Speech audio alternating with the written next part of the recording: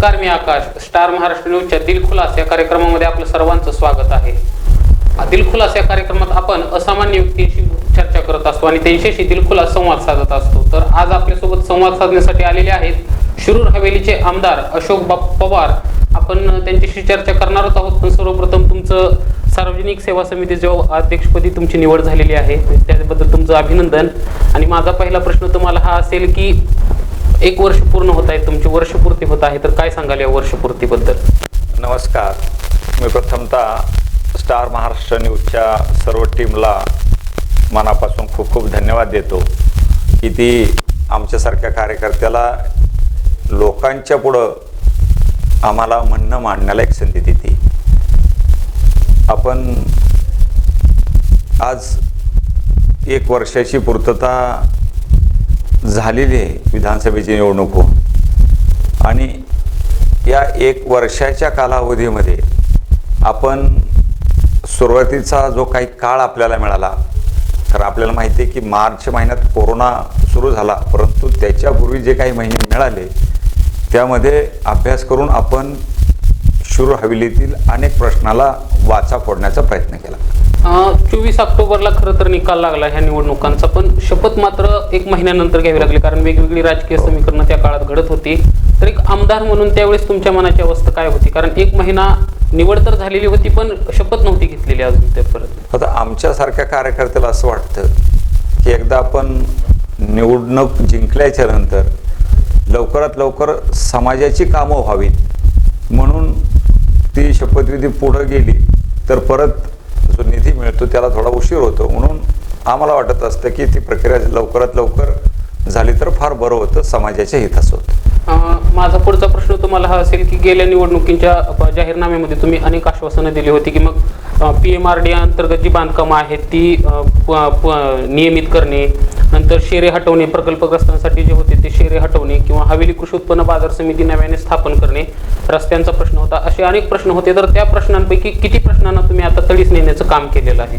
आता आपल्याला माहिती की हवेलीला कृषी उत्पन्न बाजार समितीचं अस्तित्व स्वतंत्र ठेवलेलं नव्हतं. मागच्या सरकारने कधी ती जिल्ह्याची बनवली, कधी ती प्रादेशिक बनवली, त्यामुळं हवेली तालुक्याचं अस्तित्वच नष्ट झालं होतं. म्हणून मी राज्याचे उपमुख्यमंत्री आदरणीय अजितदादा पवार साहेब यांच्याकडं सुरुवातीलाच मागणी केली की ज्या पद्धतीनं शिरूर कृषी उत्पन्न बाजार समिती आहे, आंबेगाव आहे, बारामती आहे, खेड आहे, इतर तालुक्याला जशा कृषी उत्पन्न बाजार समिती आहे तशी आम्हाला हवेलीला एक स्वतंत्र कृषी उत्पन्न बाजार समिती, ज्या कैलासवासी अण्णासाहेब मगर यांनी एक आदर्श असं काम या आपल्या जिल्ह्यामध्ये करून दाखवलेलं आहे. आणि म्हणून ते करत असताना जी कृषी उत्पन्न बाजार समिती अण्णासाहेबांना जी अभिप्रेत होती ती होण्यास लवकरात लवकर आपल्याकडनं मदत व्हावी, आणि म्हणून दादांनी त्याला मदत केली. सहकार मंत्री बाळासाहेब पाटील यांनी पाठिंबा दिला आणि आपल्याला स्वतंत्र हवेली तालुका कृषी उत्पन्न बाजार समिती आज त्या ठिकाणी स्थापन करण्यात आलेली आहे. इतरही जसं प्रश्न आहेत, आणि सगळ्यात महत्त्वाचा प्रश्न या मतदारसंघात म्हणजे पुणे नगर रोड होणारी वाहतूक कोंडी, यामुळे प्रचंड वाहतूक कोंडी होते, अनेकांचे तास किंवा कित्येक वेळ त्याच्यामध्ये जातो. तर त्याबद्दल सुद्धा तुम्ही जाहीरनाम्यामध्ये उल्लेख केला होता, तर त्याबद्दल तुम्ही काय पाठपुरावा केलेला आहे का? आपण पाहिलं असेल वाघोली परिसरामध्ये खऱ्या अर्थानं ट्रॅफिक जाम आहे. पुढं गेल्याच्या नंतर थोडा सणसवाडी असेल, कोरेगाव भीमा असेल किंवा शिक्रापूर असेल, इथेही वाहतुकीचा ताण त्या ठिकाणी दिसून यायचा. सुरुवातीपासून मी वाघोलीच्या तो जो वाहतुकीचा ताण होता तो कमी करण्यासाठी प्रामाणिकपणे प्रयत्न केले. त्या ठिकाणी अजितदादांच्या अध्यक्षतेखाली मी सुरुवातीलाच एक मीटिंग लावली. कमिशनर PMRDचे होते, आपले महसूलचे कमिशनर होते, कलेक्टर साहेब होते, इतरही अत्यंत उच्च पदस्थ अधिकारी होते आणि प्रमुख कार्यकर्ते होते, आणि त्या मीटिंगमध्ये काही दिशा ठरल्या. आज आपण वाघोली परिसरात गेला तर पाहत असाल की पूर्वी वाघोलीमधले 4 किलोमीटर अंतर पार करायला 1 तास लागायचा. आज हे अंतर फार तर फार 15 मिनिटात आपण जातोय. रस्ते मोठे करण्याचं काम आपण तिथं सुरू केलेलं आहे. त्या ठिकाणी रस्ता मोठा करण्यासाठी जो निधी पूर्वी टाकलेला होता त्या कामाला प्रामाणिकपणे गती देण्याचं काम मी केलं आहे, आणि त्यामुळं आज रस्त्याच्या डाव्या आणि उजव्या साईडला एक लेन वाढती, आणि त्यामुळं त्या 6 लेनचा हा जो रस्ता आहे तो नॅशनल हायवेकडं तो ताब्यात गेल्यामुळं तिथला तो रस्ता आपल्याला शिक्रापूरमध्ये पर्यंत 6 लेनचा आपण रस्ता तिथं करतो. म्हणजे नक्कीच त्याचं पाठपुराव्याला यश भेटतंय. नक्कीच मिळालंय. आता 6 लेन करून सुद्धा आपल्याला ते अपुरं पडते, कारण वाहनांची संख्या पाहिली तर रोज सुमारे 1 लाख वाहनं त्या रस्त्यावरनं जातात. म्हणून खऱ्या अर्थानं तो 8 पदरी रस्ता पाहिजे होता, परंतु शेवटी शेजारी रस्त्याच्या कडेला शेतकऱ्यांच्या जमिनी असतात, त्याचं हित पाहावं लागतं. उद्याच्या भविष्यकाळात आपण तिथं फ्लायओव्हर ब्रिजची आपली कल्पना आहे की खराडीपासून बायपासपासून ते पार शिक्रापूरपर्यंत जर फ्लायओव्हर ब्रिज तिथं आपण करायला यशस्वी ठरलो तर त्याचा फायदा होईल. म्हणून आपण MSRDC कडे त्या संदर्भात मागणी केलेली, एक पत्र दिलंय की एखादा खाजगी विकासक आला आणि त्याच्याकडनं जरी करून घेतलं तरी चालेल, पण लोकांना एक सुख मिळेल वाहतुकीबाबत. नक्कीच एक महत्त्वाच्या प्रश्नावरती तुम्ही काम करत आहात आणि नक्कीच तुम्हाला यश भेटेल. मी आता थोडंसं सहकार क्षेत्राकडे वळतो. घोडगंगा सहकारी साखर कारखाना आहे, त्याच्या गाळपासाठी यंदा सरकारनं थकबाकीची हमी घेतलेली आहे आणि घोडगंगा साखर कारखाना अनेक वेळा आरोपांच्या फैरी उडालेली आहे. तुमच्यावरही सुद्धा आरोप झालेले आहेत आणि नुकताच तुमच्यावर मारहाणीचा सुद्धा आरोप झालेला आहे. तर ह्या सर्व प्रकरणावर तुम्ही काय सांगाल? रावसाहेबदादा पवार सहकारी साखर कारखाना हा कैलासवासी रावसाहेबदादा पवार यांनी अथक प्रयत्न करून तो सुरू केला आणि तो सुरू करत असताना आदरणीय आपले सर्वांचे नेते पवार साहेब यांनी सांगितलं की तुम्ही बाय प्रॉडक्ट तयार करा. म्हणून आम्ही कोजनचा प्रकल्प जवळपास 100 कोटीचा उभा केला आणि तो उभा केल्याच्या नंतर मागील जे सरकार होतं भाजपचं, त्यांनी PPA पॉवर परचेस ॲग्रीमेंट करायला उशीर लावला आणि पॉवर परचेस ॲग्रीमेंट करायला उशीर लागल्यामुळं 3 वर्ष आमचे वायाला गेले. त्यामुळं हे जे सीझनचं नुकसान झालं ते कोट्यावधी रुपयाचं नुकसान झालं, ते सभासदांचं नुकसान झालं आणि त्यामुळं कारखान्यावरती आर्थिक बोजा वाढला. परंतु त्यातनं आम्ही मार्ग काढण्याचा प्रामाणिकपणे प्रयत्न केला. यावर्षी आपण सांगितलं की थक हमीचा जो विषय होता महाराष्ट्र राज्य सहकारी बँकेचा, त्या ठिकाणी राज्याचे मुख्यमंत्री आदरणीय उद्धवजी ठाकरे साहेब असतील, उपमुख्यमंत्री आदरणीय अजितदादा पवार साहेब असतील, यांनी पुढाकार घेतला आणि आपल्यासारखे असे अनेक कारखाने होते म्हणून थक हमी त्या ठिकाणी, मग विरोधी पक्षाचे पण काही त्या ठिकाणी कारखाने होते, त्यांनाही दादांनी मदत केली. पूर्वी असं झालं नाही मधल्या काळामध्ये भाजपच्या सरकारच्या, ते फक्त स्वतःचे कारखाने पाहून मदत केली गेली. आपल्याला शेजारच्याच एका कारखान्याचा भीमा पाटसला त्या काळात मोठी रक्कम त्या ठिकाणी दिली गेली थकीत असताना, ती रक्कम आम्हाला मिळाली नाही आणि म्हणून आर्थिक नुकसान झालं सभासदांचं. म्हणून दादांनी त्यात लक्ष घातलं आणि दादांनी यंदा कारखाने चालू करण्यासाठी हमी सरकारने घेतली आणि त्याचबरोबर पैसे दिले. त्यामुळे यंदा कारखाना त्या ठिकाणी सुरळीत सुरू होण्यास मदत झाली. पूर्वी विजेचा दर प्रति युनिटला 6 रुपये 40 पैसे होता, भाजपच्या सरकारने तो 4 रुपये 99 पैसे प्रति युनिट केला. त्यामुळं अनेक कारखान्यांचं कोट्यावधी रुपयाचं नुकसान एका सीझनला झालं. आणि आपण जो मागाशी मांडलेला मुद्दा, आम्हाला एक सुसंस्कृत वडिलांनी जन्म दिलेला आहे, त्यांनी आम्हाला चांगलं शिकवलंय, आम्ही कधी आरेरावी करणार नाही. आपण पाहिलं असेल किंवा ऐकलं असेल की खासदार आढळराव यांनी आरोप केला की आम्ही घरात घुसून मारू. ही संस्कृती आमची नाही. जो माणूस 15 वर्ष खासदार म्हणून काम करतो त्यांनी अशा भाषा वापरणं बरोबर नाही. आज आपली चर्चा व्हावी, वाद विवाद व्हावा, कशावर व्हावा? विकासावरती व्हावा, सर्वसामान्यांच्या प्रश्नावरती व्हावा. माझा त्यांना प्रश्न आहे की आपण 15 वर्ष खासदार होता म्हणता, आपल्या परिसरात कदाचित ते 10 वर्ष काम केलं असेल, त्यांनी गावागावात किती कोट्यवधी रुपये टाकले ते सांगावं, कुठला विकास केला ते सांगावं. आणि यासाठी माझी त्यांच्या समोरासमोर बसून चर्चा करण्याची तयारी. त्यामुळं राजकारणात तुम्हाला अशोक पवार पुढे सापडत नाही म्हणून खोटं काहीतरी आरोप करायचा आणि आपण सहानुभूती मिळवायचा प्रयत्न करायचा. ती खोटी सहानुभूती जनता कधी तुम्हाला त्या ठिकाणी असं करणार नाही. की खोटी सहानुभूती जनतेला कळतच असते, ती उघड होतीच. कारण शेवटी हे आज आपण पाहतो की शिवसेना, काँग्रेस, राष्ट्रवादीचं सरकार आहे, तिन्ही पक्ष ज्या वेळेला एकत्र येतात त्यावेळेला काही प्रश्न असतील तर ते आपण एकत्र बसून सोडवणं गरजेचं असतं. आपण चिखलफेक करता आपण पाहिलं असेल की त्याच्या एका माजी संचालक येतो, त्यांनी सांगितलं की मी आमच्यावर आरोप केला गेला की मारलं. त्यांनी ज्या वेळेला त्या मांडुगण गावामध्ये त्या ठिकाणी मोर्चा काढायचा प्रयत्न केला, 5-25 लोक नव्हती आणि त्याच्यामध्ये भाजप होत्या. मला सांगा, खरा शिवसैनिक शेतकऱ्यांनी कधीही तिथं पाठिंबा दिला नाही. तुम्ही भाजपला घेऊन आंदोलन करता, ही अत्यंत गैर आहे. आज आपण संघर्ष राज्यामध्ये शिवसेना असेल, राष्ट्रवादी असेल, काँग्रेस असेल, आपण भाजप बरोबर करतोय, कारण भाजप चुकीचे आरोप करतोय, म्हणून त्याच्या विरोधात आमची भूमिका आहे. म्हणजे नक्कीच हे जे तुमच्यावरचे आरोप झाले ते राजकीय हेतून प्रेरित आहेत आणि कुठेतरी विकास कामांना खीळ घालण्यासाठी येत आहे असं तुमचं म्हणणं आहे. 100%. माझा पुढचा प्रश्न यशवंत कारखान्याबद्दल आहे. तो कारखानाही अजूनही चालू नाही, अनेक शेतकऱ्यांची देणी थकलेली आहेत, तर त्याबद्दल काय सांगाल? आता आपण पाहिलं की हवेली कृषी उत्पन्न बाजार समितीचा विषय आपण मिटवला. दुसरा प्रश्न आपण यशवंत साखर कारखान्याचा हातात घेतला होता, परंतु दुर्दैवानं कोरोना आला. आज आपण पाहिलं की जवळपास 8 महिने होत आले असेल या कोरोनाचा सगळा प्रादुर्भाव आहे. म्हणजे आम्हाला 4 महिने सुद्धा नीट मिळाले नाही का आम्हाला. त्यामध्ये 2 अधिवेशनं झाली, त्यात वेळ गेला. सुरुवातीचा काळ दीपावलीचा होता, त्यामुळं खऱ्या अर्थानं आम्हाला तिथं लक्ष घालायला वेळच मिळाला नाही. उद्याच्या भविष्यात या राज्याचे उपमुख्यमंत्री, पालकमंत्री, या जिल्ह्याचे नामदार अजितदादा पवार साहेब आणि तसंच आदरणीय शरदचंद्रजी पवार साहेब यांच्याकडे पाठपुरावा करून यशवंत सहकारी साखर कारखाना कसा सुरू करता येईल हाही प्रयत्न पुढच्या सीझनपर्यंत आमचा निश्चितपणे राहील. शेवटी हे प्रयत्न करत असतो आणि त्या प्रयत्नाला यश आलं तर आम्हालाही आनंद होत असतो. शिरूर हवेलीचा हा जो मतदारसंघ आहे तो काही शहरी भागात मोडतो, काही ग्रामीण भागात मोडतो. त्याच्यामुळे इथले जे रस्त्यांची जी अवस्था आहे ती फार बिकट आहे. तर त्या संदर्भात तुम्ही मध्यंतरी पाहणी दौराही केला होता, तर त्याबद्दल नंतर काय झालं, काय पाठपुरावा झालेला आहे त्याविषयी? निश्चितपणे या कोरोनामुळे आपण पाहिले की निधीची कमतरता आज सरकारकडे आहे. आज आम्हाला मागच्या मार्चपूर्वी 50 लक्ष रुपये आमदार निधी मिळाला होता, तो 100% आम्हाला कोरोनावरती खर्च करावा लागला.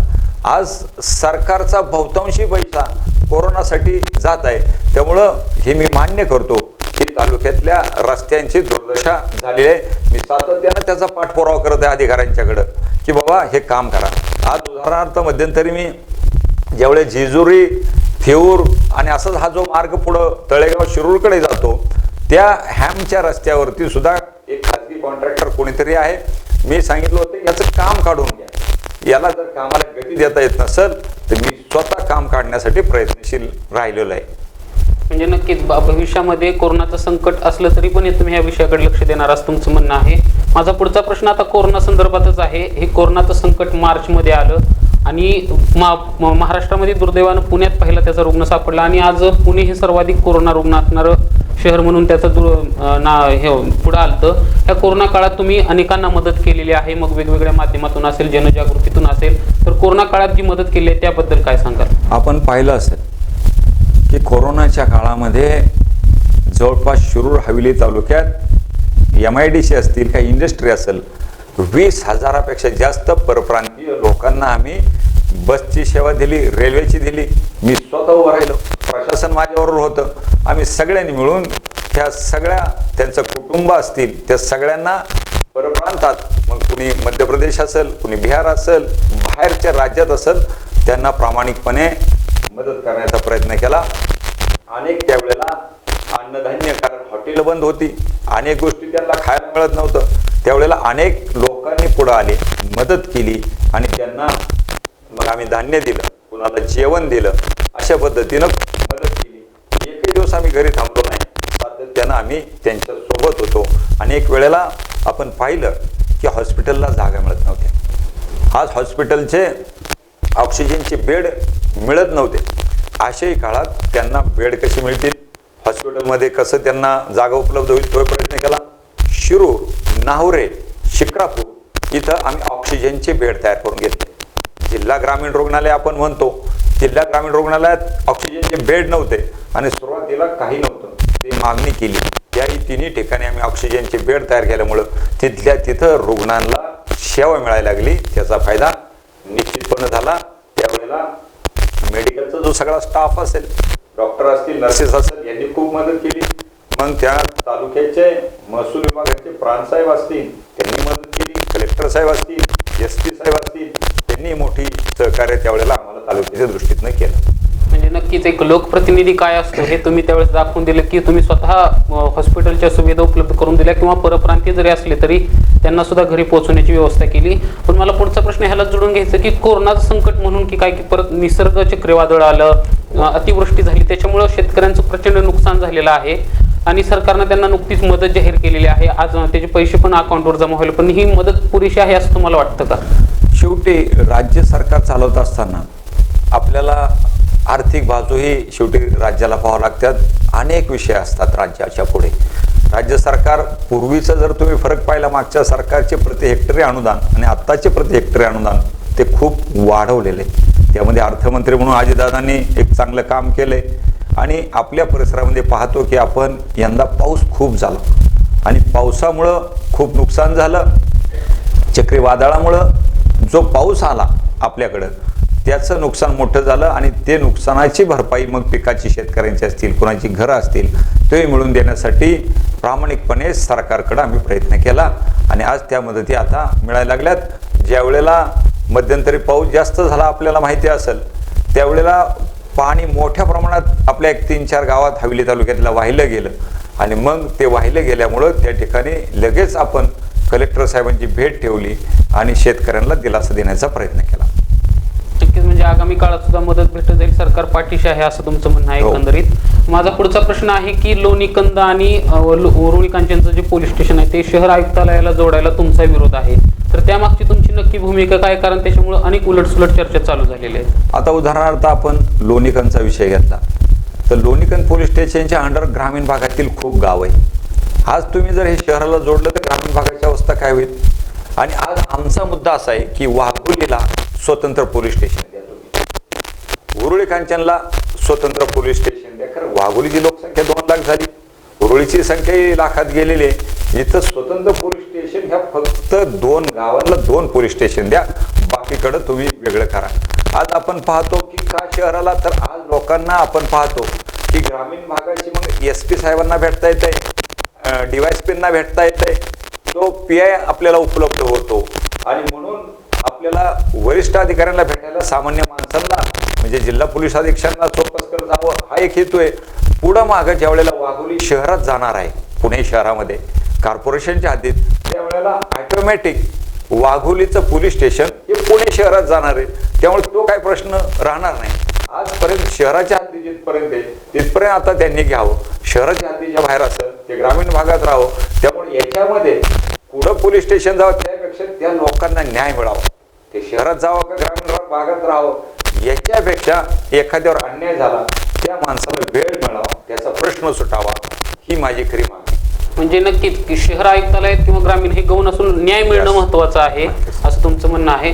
मी थोडासा आता राजकारणाकडे वळतो, कारण महाविकास आघाडीचं सरकार स्थापन झाल्यापासून विरोधकांकडून सातत्यानं हे सरकार आज पडणार उद्या पडणार असं नवनवीन तारखा जाहीर होत असतात आणि हे खरं वाटावं की काय म्हणून आधीमध्ये 3 सरकारांमध्ये कुरबुरीच्या पण घटना किंवा विसंवादाच्या घटना घडत असतात.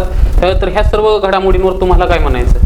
महाविकास आघाडी ज्या वेळेला झाली 3 पक्षाचं सरकार आहे. मी असं म्हणणार नाही की सगळं आलबेले, काही गोष्टींमध्ये वादविवाद होतच असतो. आपण पाहिलं की आपल्या घरामध्ये सुद्धा वादविवाद होत असतो, परंतु वादविवाद याचा अर्थ सरकार पडणं असं अजिबात होणार नाही. हे सरकार त्याचा पूर्ण काळ निश्चितपणे पवार साहेबांनी जे सरकार आणलेलं आहे ते 100% सगळे दिवस पूर्ण करेल. पुढचा मुद्दा माझा भाजपाकडे येतो. मी भाजप सातत्यानं वेगवेगळ्या विषयावर राजकारण करते, मग महिलांच्या अत्याचारावर असेल किंवा मंदिरासाठी असेल किंवा मग इतर बाकीचे विषय, मग कंगना असेल, अर्णव असेल, हे सर्व आणि राज्यपालांसोबत सुद्धा अनेक वेळा सरकारचे खटके उडत आहेत. तर या सर्व बाबींवर काय वाटतंय? भाजप खरंच ह्या सर्व गोष्टींचं राजकारण करते अनेक लोकांना हाताशी धरून? आपण पाहिलं की राज्यपाल हे पद घटनेतले, मध्यंतरी काही गोष्टीवरती राज्यपालांनी स्टेटमेंट्स केली, ती गैर होती, कोणालाही पसंत पडणार नव्हती, सामान्य माणसाला पडणार नव्हती. मग असं राज्यपाल पद हे काय कुठल्या पक्षाचं नसतं, कधी ते निरपेक्ष असतं, घटनेच्या नियमानुसार असतं, म्हणून अशा काही गोष्टी घडल्या जातात. दुसरं कंगनाचा विषय असेल, नाही त्या विषयाला किती वेळ देणं आणि काय करणं हे आपण पाहिले की ज्याला खरं म्हणजे काय फार हेच व्हॅल्यू द्यायला नाही पाहिजे कंगनासारख्या विषयाला, परंतु उगाच त्याचं बेबनाव तयार करायचा.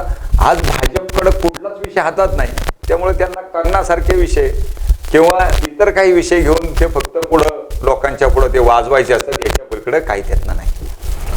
केंद्र सरकारकडून सातत्यानं मदत येत नाही असं मुख्यमंत्र्यांनी वारंवार सांगितलेलं आहे. 38,000 कोटीतले पण थोडेफार चालले किंवा अनेक आता मेट्रो प्रकल्पावरून असेल की जी जागा कांजूर मार्गला देण्यात आली होती किंवा इतर सर्व विषयांवर अतिवृष्टी झाली होती त्यावेळेस केंद्रीय पथकाची मागणी केली होती पण तेही आलं नव्हतं. तर ह्या सगळं काय वाटतं, केंद्र सरकार पूर्णपणे सहकार्य महाराष्ट्र सरकारला करत नाही असं तुम्हाला वाटतं? नक्कीच केंद्र सरकार महाराष्ट्र सरकारचा दुजाभाव करते. असं केलं नाही पाहिजे. शेवटी लोकशाहीमध्ये लोकांनी निवडून दिले. ह्या लोकांना मुख्यमंत्री असतील, उपमुख्यमंत्री असतील, मंत्रिमंडळ असेल किंवा आम्ही विधानसभेत सदस्य असो, लोकांनी निवडून दिले. त्याला नीट त्याच पद्धतीनं वागणूक दिली पाहिजे. इतर राज्यांना तुम्ही भरपूर निधी देणार आणि महाराष्ट्राला कमी देणार, ते कदापि कुणीही सहन करणार नाही. माझा पुढचा प्रश्न तुम्हाला असेल, खरं तर तुमचं अभिनंदन करायला हवं की सार्वजनिक उपक्रम समितीच्या अध्यक्षपदी तुमची निवड झालेली आहे. तर या माध्यमातून तुम्ही कुठल्या कामांना प्राधान्य किंवा ह्याचा फायदा तुमच्या मतदारसंघासाठी विकास कामांसाठी कसा करून घेणार आहात? आता नव्यानंच सार्वजनिक उपक्रम समिती आदरणीय अजितदादा पवार साहेब, आदरणीय जयंत पाटील साहेब, आदरणीय पवार साहेब यांच्या आशीर्वादामुळं माझ्यासारख्या कार्यकर्त्याला मिळालेली आहे. आपण पाहताल नुकतीच सुरुवात झालेली. तुम्हाला 1 वर्षानंतर परत तुमच्याकडेच येऊन त्याचा लेखाजोखा मी देईल की काम कसं करतो मी. कारण आपल्याला माहिती असेल की दुसऱ्या एका कमिटीचा मी एक सदस्य आहे. त्या ठिकाणी जी आमची हॉस्पिटलची एक कमिटी असते, 10% रुग्णाला मोफत औषधोपचार योजना आहे, ती ज्या वेळेला मी त्या कमिटीमध्ये मागच्या 25 होतो त्यावेळी त्याचं काम आपण पाहिले. मी महाराष्ट्रभर तो विषय सगळीकडं लोकांच्या पर्यंत, सामान्य माणसापर्यंत नेला. तसंच ही जी सार्वजनिक उपक्रम समिती आहे हिच्यामध्ये जी महामंडळांची काही कामकाजाचा विषय असतो त्याकडे बारकाईने त्याचा अभ्यास करणार. त्यात सुधार काय काय करू शकतो, कारण सुधार केला पाहिजे. माझं लक्ष इनोव्हेटिव्ह वर्ककडे असतं. वैशिष्ट्यपूर्ण काम केलं तर त्याचा फायदा समाजाला होतो आणि निश्चितपणे त्या ठिकाणी अनेक गोष्टीमध्ये सुधार होऊन लोकांचे पैसे वाचले जातात. नक्कीच तुम्ही ह्याला न्याय द्याल असं आशा वाटते, कारण की ह्याच्या आधी पण रेशनमध्ये बायोमेट्रिक पद्धत जी तुम्ही अवलंबली होती त्याचा बराच फायदा झालेला आहे. त्याच्यामुळे नक्कीच याही याच्यात तुम्ही वैशिष्ट्यपूर्ण काम कराल अशी आशा आहे. माझा पुढचा प्रश्न असा आहे की पुढची ज्यावेळेस वर्षपूर्ती होईल तेव्हा तुम्हाला कुठली अशी विकास कामं आहेत किंवा तुम्ही दिलेले आश्वासनांमधले कुठले मुद्दे आहेत की ते तुम्हाला पूर्ण करायला आवडेल किंवा पुढच्या वेळेस तुम्हाला हे सांगायला आवडेल की मी हे वर्षपूर्ती होत असताना हे कामं पूर्ण केलेली? निश्चितपणे हवेलीचा विचार केला तर यशवंत सहकारी साखर कारखाना हे खरं माझ्या दृष्टीतनं, समाजाच्या दृष्टीतनं अत्यंत महत्त्वाचं आहे. त्याचबरोबर वाघोली शिक्रापूर फ्लायओव्हर ब्रिज वाहतूक सोडण्यासाठी कसे करता येईल ते पाहिलं जाईल. शिरूर शहराचा चेहरा मोहरा बदलतो मी त्या ठिकाणी न्यायालयाची इमारत आज मंजूर केली. 33 कोटी रुपयाची इमारत आहे आणि त्याचबरोबर शिरूर शहरातनं जाणार रस्ता त्याला 5 कोटी आहे. त्या ठिकाणी आम्ही एक पोलीस स्टेशन चांगलं करतोय त्याला 2.25 कोटी आहे. शिरूर नगरपालिकेची इमारत आज पूर्णत्वास येते तिलाही 5 कोटी पूर्वी दिलेले होते. आणि पूर्वीच्या ज्या शिरूर शहराच्या मध्ये छोटे मोठे जे लोकांचे काही गाळे होते आणि म्हणून त्याच्यासाठी जवळपास 5 कोटी रुपयाची इमारत आम्ही आज तिथं तयार करतोय. शिरूरचा ST स्टँडचा चेहरा मोहरा बदलतोय. असे अनेक उपक्रम की ज्यानं समाजहिताचे होतील ते करतोय. आज काही गोष्टी निश्चितपणे ज्या शेर आहेत 7-12वरती, उदाहरणार्थ भामासखेडचं पाणी माझ्याकडे येतच नाही आणि माझ्या 7-12वर जर भामासखेडचं शिक्का असेल तर तो शिक्का काढण्यासाठी प्रामाणिकपणे प्रयत्न करू. अजितदादा पवार साहेब या संदर्भात आम्हाला मदत करतील. सासकामांचे पण काही शेरे चुकीचे झालेत. त्याचबरोबर पुनर्वसनाच्या नावाखाली काही मंडळी जमीन लाटण्याचा प्रयत्न करतात. यांची गुंडागर्दी थांबवण्याचा निश्चितपणे प्रयत्न करा. माझा पुढचा प्रश्न आहे की आता वरच्या पातळीवर तरी तिन्ही सरकारांचं महाविकास आघाडीचं हे प्रयत्न यशस्वी झालेला आहे, पण स्थानिक पातळीवर मात्र तो राबवताना अनेक अडचणी येणार आहेत. तर त्या संदर्भात तुमची काय भूमिका असणार आहे? स्थानिक पातळीवरती बी मला वाटत नाही. परवाच आपण पाहिलं हवेली तालुका पंचायत समितीच्या उपसभापती निवडणूक झाली. आपल्या त्या ठिकाणी 19 सदस्य हजर होते, त्यातले 16 मतदान आपल्या राष्ट्रवादीची महिला आमच्या बडेकरता यांना झालं आणि शिवसेना आणि राष्ट्रवादीने एकत्र येऊन आम्ही ती निवडणूक जिंकली. आज काही दिवस उपसभापती आमचा असू शकतो, काही दिवसांनी शिवसेनेचा असू शकतो. त्यामुळं इथं स्तंभने राहायला काहीच अडचण राहणार नाही एवढं मी निश्चितपणे सांगतो. म्हणजे नक्कीच जो प्रयत्न वरच्या पातळीवरती यशस्वी झाला तो स्थानिक पातळीवरही यशस्वी होईल असं तुमचं काय आहे. नक्कीच त्यामध्ये तुमची भूमिका महत्त्वाची राहणार आहेच. पण माझा पुढचा शेवटच्या प्रश्नाकडे येत असताना कोरोनाचं संकट अजूनही संपलेलं नाहीये. मुख्यमंत्र्यांनी सुद्धा सांगितलं की कोरोनाचं संकट संपलेलं नाहीये, दुसऱ्या लाटेची शक्यता वर्तवण्यात आलेली आहे. पण जे नागरिक आहेत ते जरा गंभीर राहिलेले नाहीयेत किंवा मग वेगवेगळ्या ठिकाणी गर्दी झालेली असेल किंवा बाजारपेठांमधील गर्दी किंवा नियम न पाळणं ह्या गोष्टी घडत आहेत. तर तुम्ही एक नागरिकांना एक आमदार किंवा एक लोकप्रतिनिधीमधून काय मार्गदर्शन कराल? यात निश्चितपणे सुरुवातीपासून सरकार सातत्यानं सांगते की तुम्ही मास्क वापरा, मास्क हा वापरलाच पाहिजे, तुम्ही गर्दी टाळा, म्हणजे सोशल डिस्टन्सिंग हे ठेवलंच पाहिजे. आणि तिसरं, घरी असाल तर साबणाने हात अधूनमधून धुतले पाहिजे, बाहेर असेल तर सॅनिटायझरचा वापर केला पाहिजे. हे पथ्य पाळल्यामुळं आता आपण पाहतो की कोरोना फार कमी झालेला आहे. उद्याची लाट येऊ काय येऊ, हे जर पथ्य पाळले तर त्याचा फायदा निश्चितपणे होईल. सरकारने आज अनेक हॉस्पिटलला अनेक सुविधा उपलब्ध करून दिल्यात. महात्मा ज्योतिबा फुले जनआरोग्य योजना आणलेली, गरिबांना त्यातनं न्याय मिळतोय. अशा पद्धतीनं त्यांनाही मोठी मदत त्या निश्चितपणे योजनेतनं होती. त्यामुळं कोरोनाचं संकट आपल्याला भविष्यातलं टाळायचं असेल तर हे पथ्य काही आपल्याला निश्चितपणे पाळावंच लागेल. मी सगळ्या जनतेला विनंती करेन हात जोडून की आपण सोशल डिस्टन्सिंग पाळा, आपण मास्क वापरा आणि घरी असेल तर साबणाने अधूनमधून हात धुवा. कारण हा हातातनं आपल्या श्वासातनं आपल्याला तो जात असतो. म्हणून या गोष्टी जर आपण पाळल्या तर निश्चितपणे त्याचा फायदा होईल. म्हणजे नक्कीच नियम पाळूया, कोरोनाला हरवूया असा एक संदेश तुम्ही दिलेला आहे. तर हे होते आपल्यासोबत आमदार अशोक बापू पवार यांनी वेगवेगळ्या प्रश्नांची उत्तरं दिलेली आहेत. वर्षपूर्ती झाल्यानंतर आगामी वर्षपूर्तीबद्दल सांगितलेलं आहे. अनेक विकास कामांची जी त्यांनी कामं केली त्याबद्दलही सांगितलेलं आहे. अनेक जे आरोप झाले होते त्यांना प्रत्युत्तरही दिलेलं आहे किंवा विकास कामांसाठी पुढे या असं सुद्धा आव्हान त्यांनी दिलेलं आहे. धन्यवाद, तुम्ही आलात आणि वेगवेगळ्या प्रश्नांचं उत्तर दिली त्याबद्दल धन्यवाद. मी स्टार महाराष्ट्र न्यूजला तर धन्यवाद देईन. आणि दीपावली जवळ आलेली शिरूर हवेलीतील माझ्या आम जनतेला दीपावलीच्या मी खूप खूप शुभेच्छा देतो. धन्यवाद.